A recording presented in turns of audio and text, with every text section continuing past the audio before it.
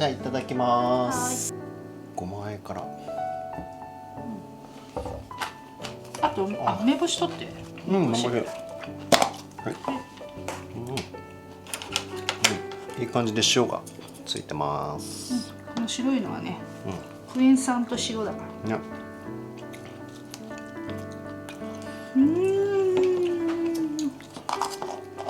うまいね。唾液が出る。しょっぱくて、しょっぱ酸っぱくて。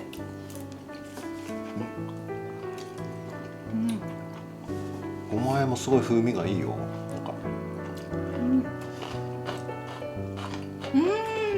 あ、美味しい。めんつゆがね、効いてるね。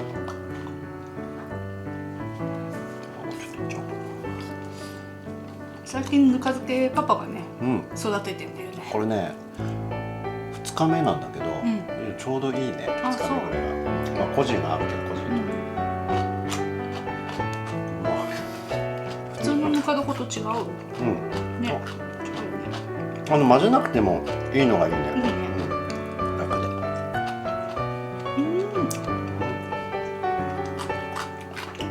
この漬物だけで食べれちゃう。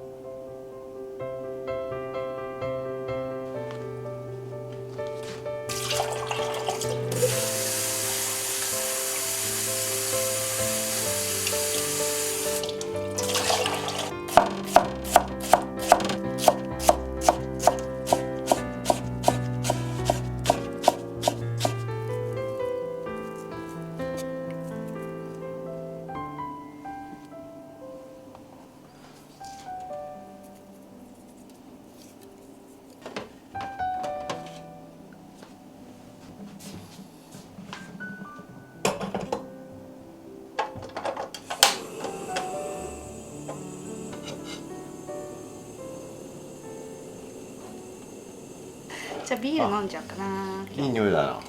じゃあお疲れでおす。疲れ。あ効く。ー、効く今日は和風カルパッチョ仕立てです。ー。いいね。うん。うんまっ。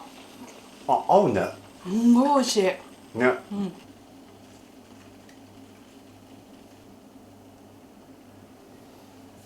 しばしお待ち。ちょっと煮えるまでね。これは定番のカルパッチョソース。ソース今日山菜安かったね。今度ね、また機会があれば、山菜料理したいね。山菜鍋に入れると美味しいよね。美味しい美味しい。あと台湾のトーピーも美味しかったね。美味しかったね。あれはまたね帰ったら食べたいね。食べたいよ。美味しそう。おお、味染みてる。あ、いいねいいねいいねいいね。どうですか。いいです。どうですか。美味しそうです。セリが完いい感じ璧でです。このやっぱりちょっと独特違うね。あ、そう。やっぱりね、きりたんぽを思い出す。いい出汁出てる。いい出汁出てる。まあはい。あ、いただきます。ありがとうございます。スープがいいよ。すっごい出汁。やばい。秋田はこれで比内地鶏使うからね。贅沢すぎる。でも台湾もほら地鶏でさ、同じようにさ、すっごいもしかしたら超うまいと多分。そうだね。台湾の地鶏。あ、醤油がいいのかな。だしもいいよ。だってラオス昆布使って。美味しいね。うん。